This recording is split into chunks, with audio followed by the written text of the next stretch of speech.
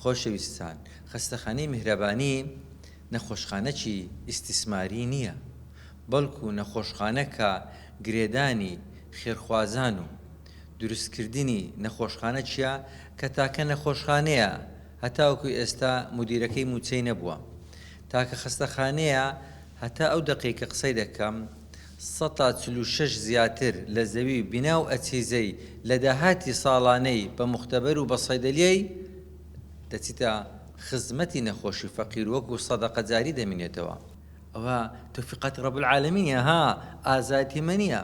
ئەمن هەموو جارێ دەرێمە دکتۆر ئەو تیمی خۆمان کە ئەمە 3 دکتۆرین لەگەر چەند مساعد جەڕاح و مساعد مخدری کە باز دەکەم دەرێم کاکە جان سەرکەوتنی بڕینی گەدەی سەرکەوتنەکە خەڵاتی خوایە پێشکەش بە خەڵکە قەڵەوە خۆشەویستەکان کرا و قەڵەوە خۆشەویستەکانمان نازناوەکمان لە دروستکردن. پێشتر قەڵەوە خۆشەویستەکان نەبوو لە هەولێرێکە، قەڵەوە تەمبەڵەکان بوو، قەڵەوە زۆر خۆرەکان بوو، کردمانە قەڵەوە خۆشەویستەکان.